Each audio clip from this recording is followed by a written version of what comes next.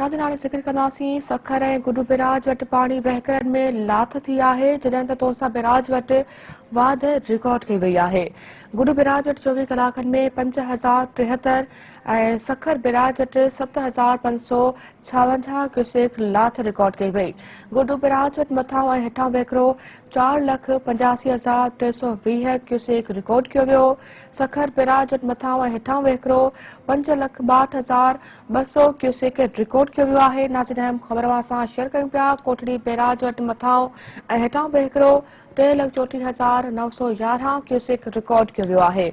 पाणी माहिरनि जो चवणु आहे त सखर ऐं गुडू बैराज वटि पाणी लाथ वक़्ती आहे ऐं पाणी वहिकरनि में वाध जो इम्कान आहे।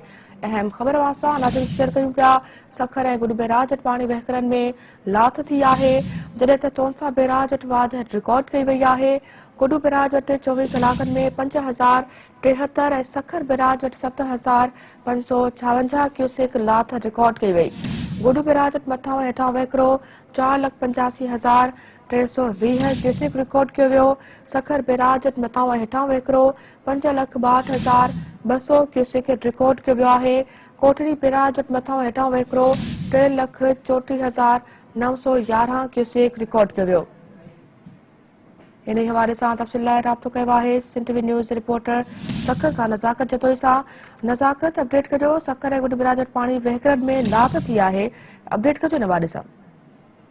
जी, सखर ऐं गुडू बैराज वटि पाणी वहिकरनि में लाथ, जॾहिं त तोसा बैराज वटि पाणी वहिकरनि में वाध रिकॉर्ड कई वई आहे ऐं सखर बैराज वटि 5 ॾींहंनि खां वॾी ॿोॾि जेका आहे उहा हली रही आहे ऐं तोसा बैराज वटि 24 कलाकनि में 11,491 क्यूसेक पाणीअ में वाध थी आहे, जॾहिं त इर्सा पारां मिलियल अंगनि अखरनि मूजिबि तोसा बैराज वटि हिन वक़्तु 5,15,723 क्यूसेक जो वहिकिरो हली रहियो आहे।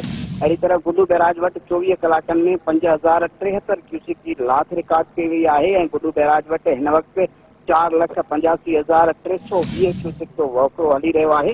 हिन हवाले सां मां तव्हांखे ॿुधाईंदो हलां त सखर बैराज वटि 24 कलाकनि में 7,556 क्यूसेक पाणीअ जी लाथ रिकॉर्ड कई वई आहे ऐं सखर बैराज वटि हिन वक़्तु 5,62,200 क्यूसेक पाणीअ जो जेको वहिकिरो आहे उहो हली रहियो आहे ऐं सखर बैराज वटि हिन वक़्तु वॾे दर्जे जी जेका ॿोॾि आहे उहा हली रही आहे। अहिड़ी तरह हिन वक़्तु जेके वहिकिरा सखर खां निकिता हुआ उहे कोटड़ी बैराज तरफ़ हली रहिया आहिनि ऐं कोटड़ी बैराज वटि जेको आहे पाणी वहिकरनि में वाध थी रही आहे ऐं कोटड़ी बैराज वटि हिन वक़्तु 3,34,911 क्यूसेक जो जेको वहिकिरो आहे उहो कोटड़ी बैराज वटां गुज़री रहियो आहे।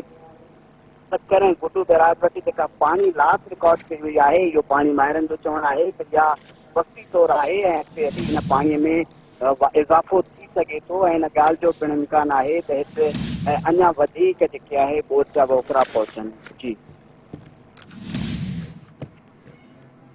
ठीकु आहे, नज़ाकत वरी महिरबानी। इन हवाले सां अव्हां अपडेट कयो। नाज़रीन हिकु भेरो ॿीहर अव्हांखे आगाह कयूं पिया। सखर ऐं गुडू बैराज वटि पाणी वहिकरनि में लाथ थी आहे, जॾहिं त तोनसा बैराज वटि वाध रिकॉर्ड कई वई आहे।